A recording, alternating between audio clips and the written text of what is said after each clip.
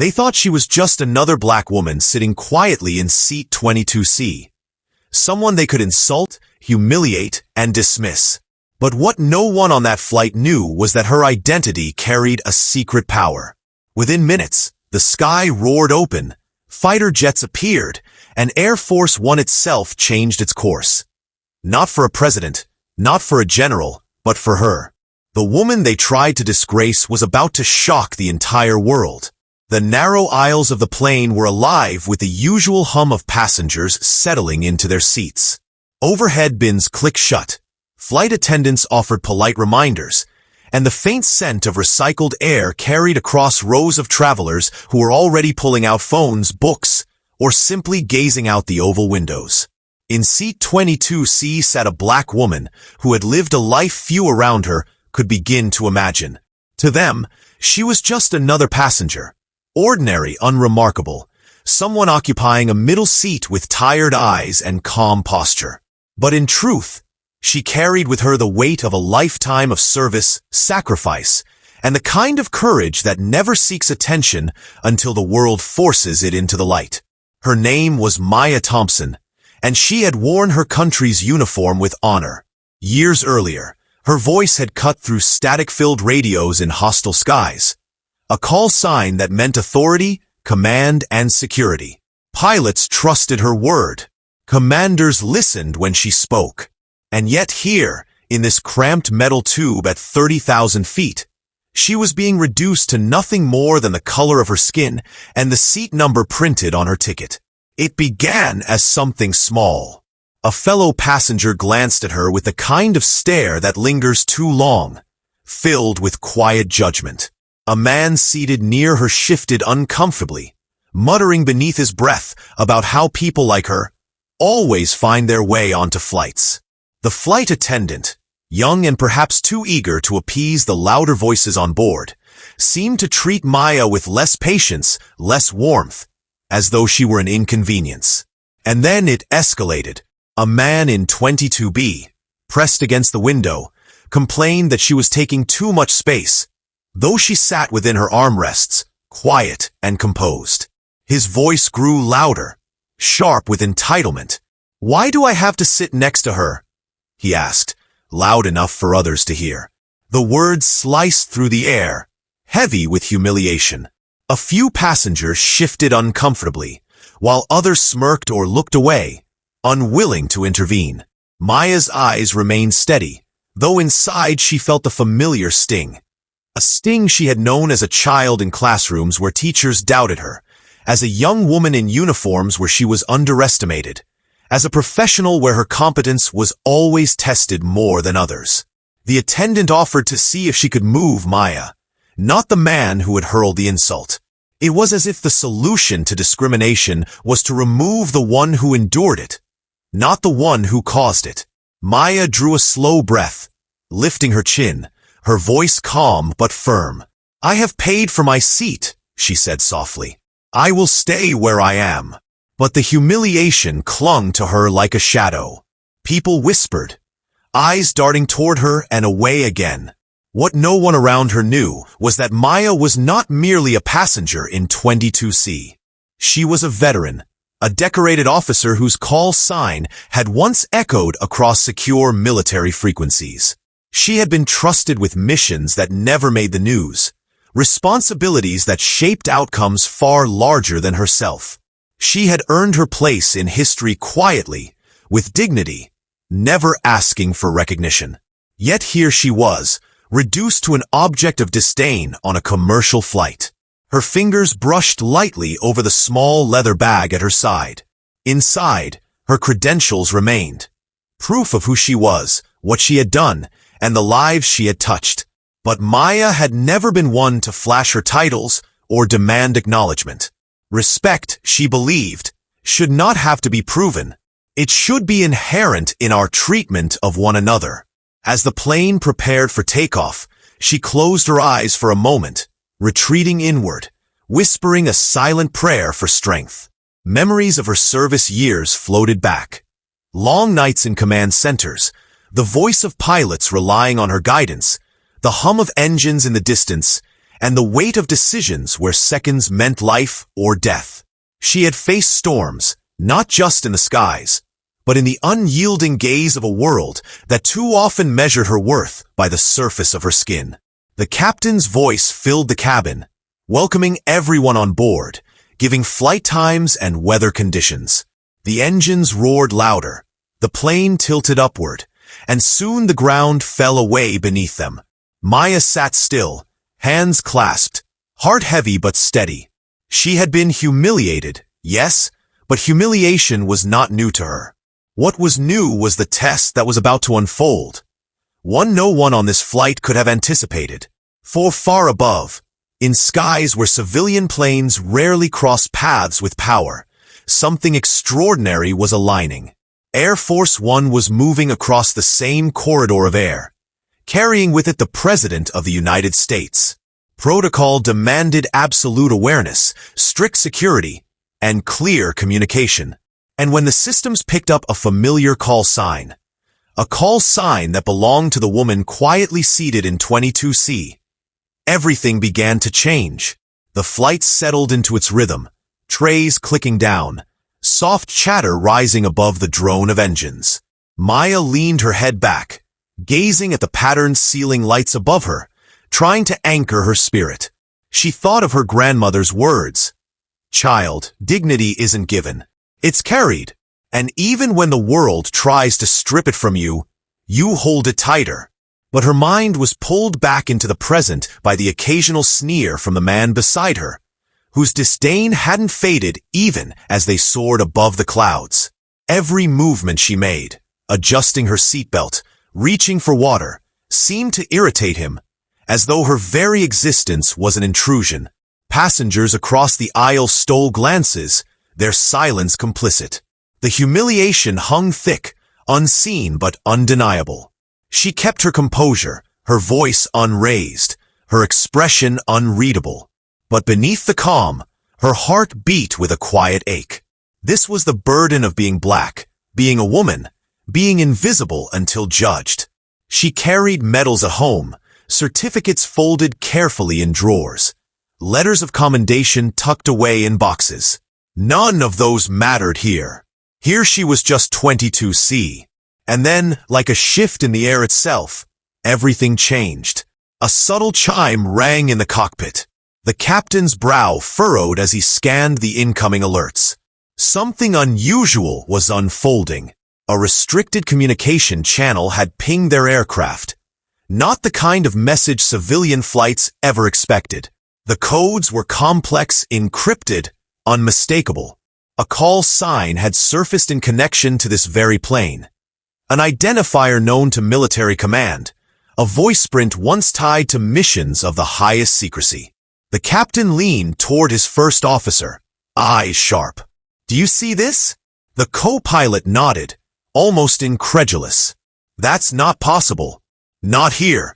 Not on a commercial flight." But the confirmation blinked again on the screen. The call sign was authentic. It belonged to a veteran, cleared, trusted, someone currently on board. They followed the protocol, radioing it upward. And within minutes, the ripple reached the skies above, where Air Force One moved like a fortress of steel and authority. In the secure cabin of the presidential aircraft, a voice relayed the report. The president, glancing up from his briefings, listened with quiet intensity. A call sign from years past. A name linked to service records marked with excellence. The president's brows rose slightly. "She's on that flight?" "Yes, sir," came the reply. He paused, considering the coincidence, the poetry of it. A woman who had once served silently, now sitting unnoticed, disrespected, humiliated in seat 22C. The weight of symbolism was not lost on him, nor was the duty of recognition. "Divert," the president ordered. "We'll escort her in." And so, the sky shifted. Passengers on Maya's plane felt it first as a subtle tilt, then a murmur of excitement as whispers spread. Out the windows, sleek silhouettes emerged. Fighter jets slicing through clouds, wings gleaming in the sunlight. Gasps filled the cabin. Children pressed faces to glass. Adults fumbled for phones, recording the impossible. "What's going on?" someone asked nervously. "Are we in danger?" another whispered. Maya looked up too, her eyes narrowing. She knew the formation. She knew the discipline of their movements, the precision of their arc. This was no accident. This was a military escort. Her heart raced, not with fear, but with an almost surreal recognition. The captain's voice cracked through the intercom, steadier than he felt. "Ladies and gentlemen, there is no need for alarm. We've been given a special escort for reasons that will soon be clear. Please remain calm." The cabin buzzed with disbelief. People craned necks, snapping photos, muttering theories. Some smiled in awe, others whispered in fear. But for Maya, it was a mirror into a past life.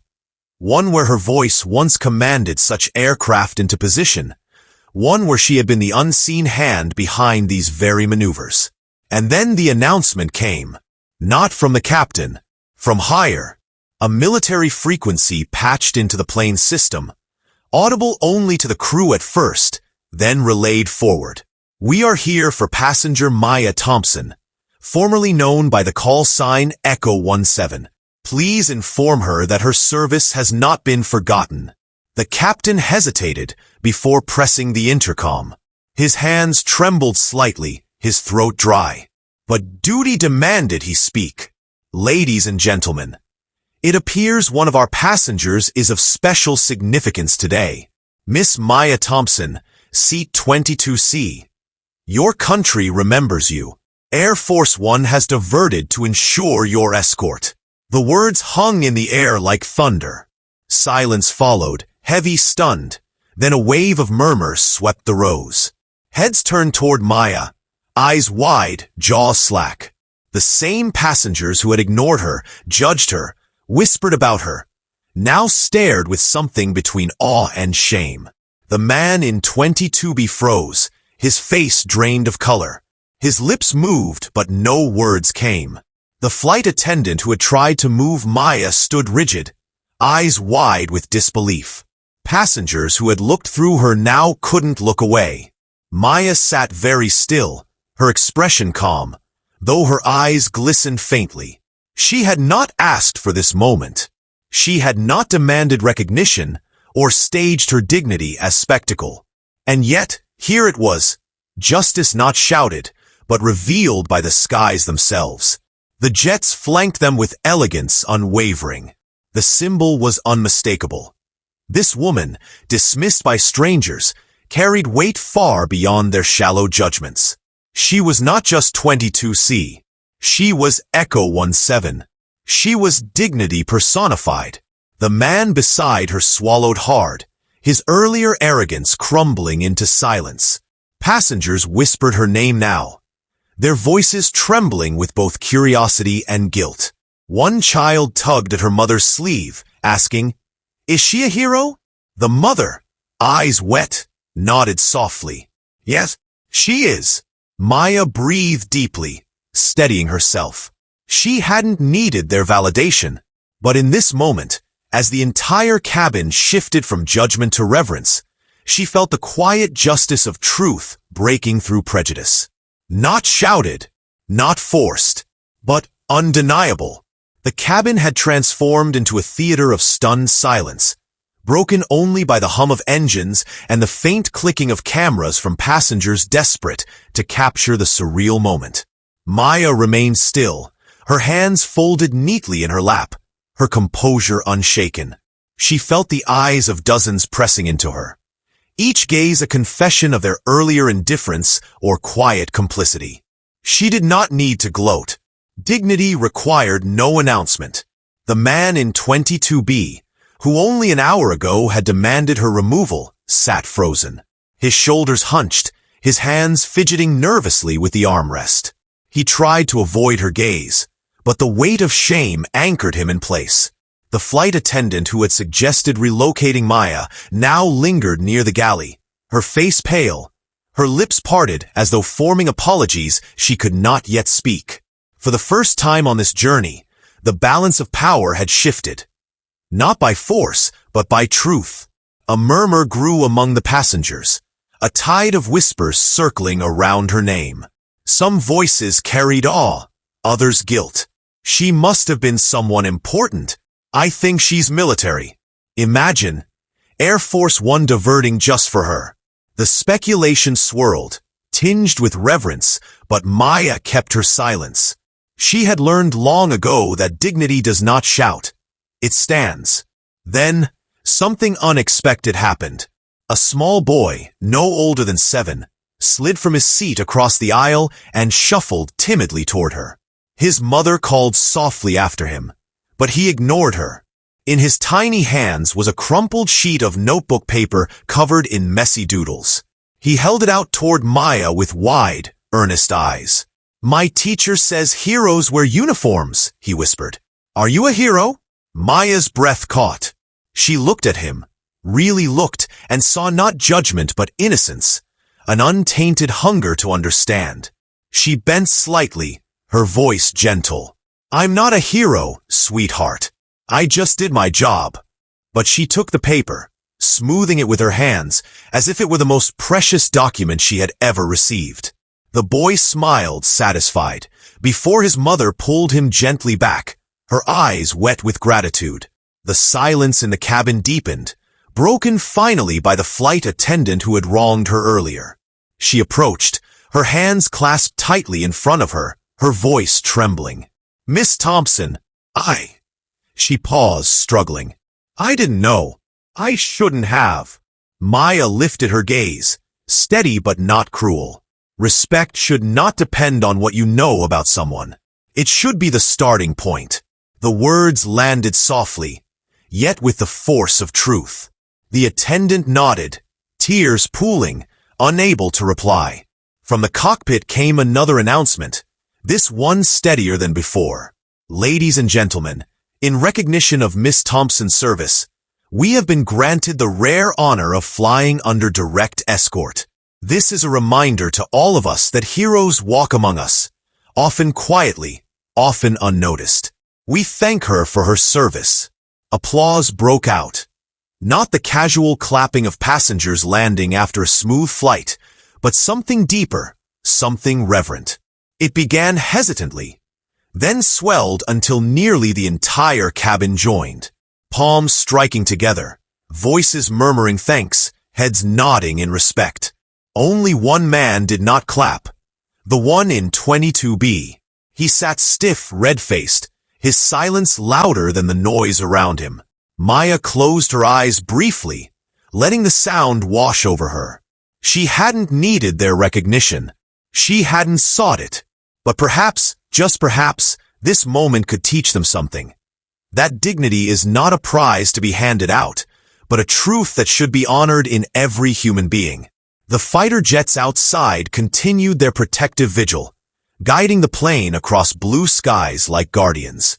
Passengers kept pointing, photographing, whispering their disbelief.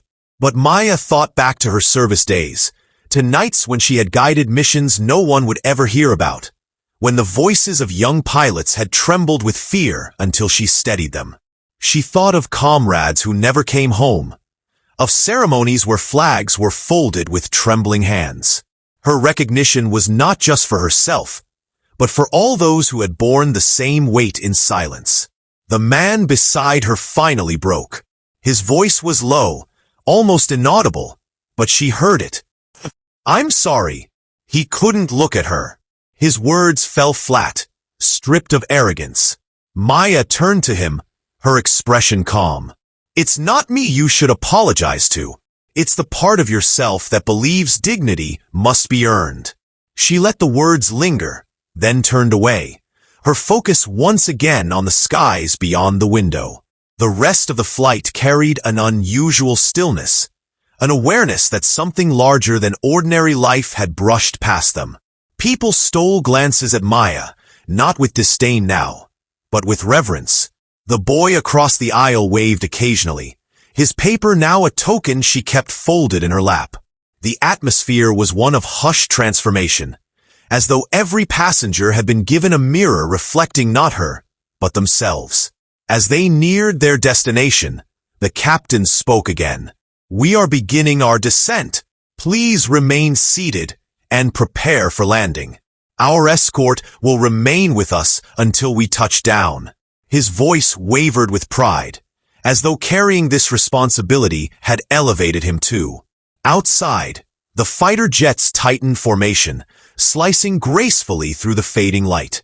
The presence of Air Force One somewhere beyond them remained an unspoken reminder that dignity, once ignored, had now been elevated to the skies. Maya adjusted her seatbelt, her heart steady. She had not needed this spectacle. She had lived her life knowing that truth required no witness. But she also understood the power of moments. Moments that forced the blind to see. Moments that transformed humiliation into honor. Moments that spoke louder than 1,000 speeches. This was one of them. As the wheels prepared to touch the earth again, Maya exhaled softly. She did not know what awaited her once they landed. The questions, the attention, the inevitable stories. But she knew this. Her grandmother had been right. Dignity isn't given. It's carried. And tonight, it had carried her through humiliation into a rare kind of justice. The wheels touched down with a shudder, the force vibrating through the cabin as the engines roared in reverse thrust. Outside, the fighter jets maintained their graceful arc, guiding the commercial plane all the way to the runway. Passengers craned their necks to watch as flashing lights from ground crews aligned to greet them. There was no mistaking it. This landing was different. This was not routine. As the plane slowed and taxied, the air inside was thick with anticipation.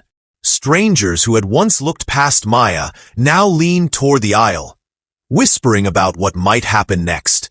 A few passengers instinctively reached for their phones again, ready to capture history in the making. The man in 22B sat stiff, unable to meet her eyes, while the little boy across the aisle continued to wave at her with a grin that carried no judgment, only pride. The intercom buzzed, and the captain's voice was unsteady but resolute. "Ladies and gentlemen, as you've noticed, today's flight has been given a rare honor.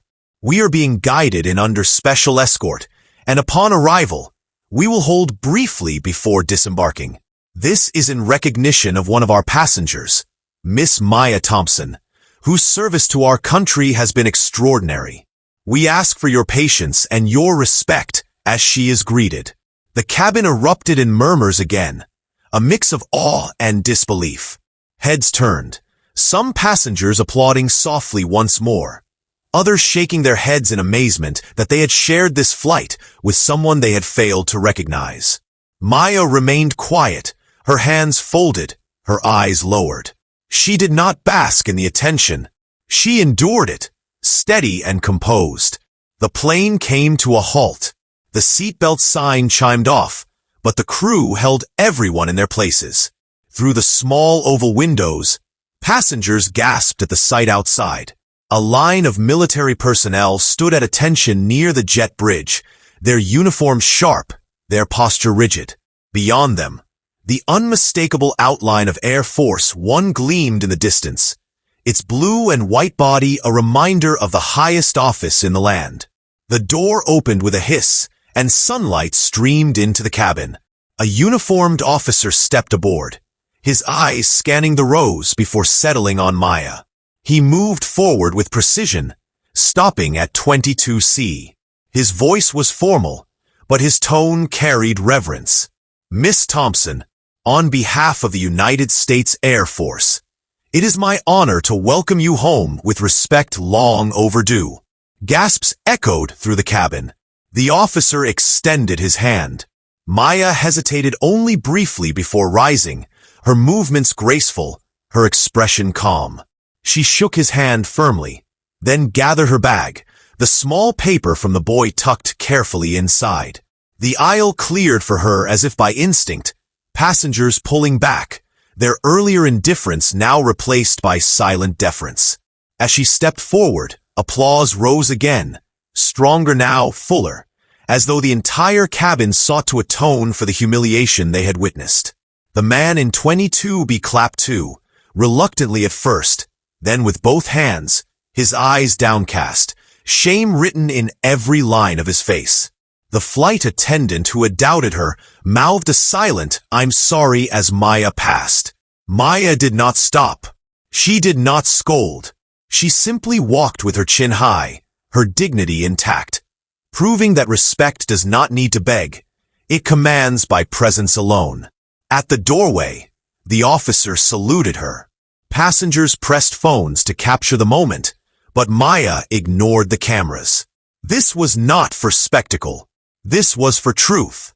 She stepped into the sunlight, the warm air brushing against her face, and for the first time that day, she allowed herself a small smile. Outside, the military personnel stood in 2 rows, forming an aisle of honor.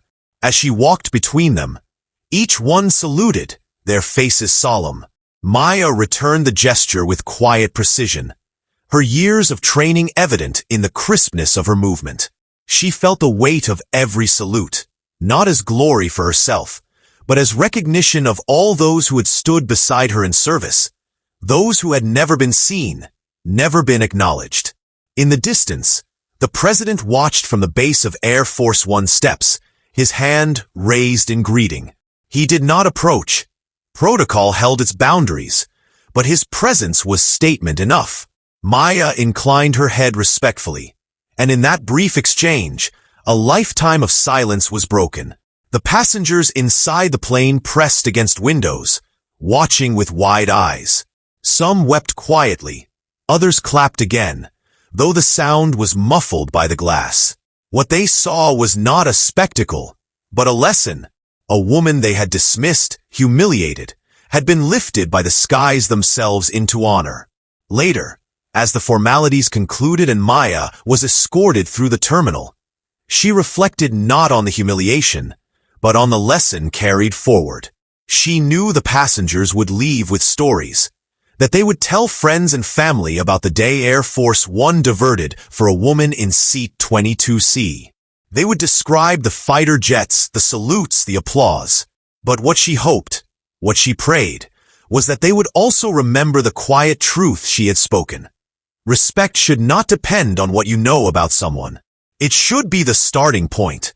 Maya returned home quietly, avoiding the noise of cameras and reporters. She placed the boy's drawing on her mantle, a reminder that the next generation might still learn to see dignity without needing proof. She called her grandmother's memory to mind, whispering, "You were right." And though the humiliation of 22C could never be erased, it had been transformed. The passengers who had watched her be diminished had also watched her be elevated. They had witnessed the arc of justice, not through speeches or punishments, but through revelation. Because the truth was simple. Maya Thompson had always been someone. She had always carried dignity. The world had just needed to be reminded. And so the story of 22C spread, whispered across living rooms, written in headlines, replayed in countless retellings. It was not about the jets, not about Air Force One, not even about the president. It was about a black woman, humiliated in silence, who carried herself with such quiet strength that when her truth finally broke through, it lit the sky itself. If you enjoyed this story, don't forget to give it a like. And for more heart-touching and breathtaking stories, make sure to subscribe to the channel. Your one like and subscribe gives us the strength to bring you more stories like this. Until the next video, take care of yourself.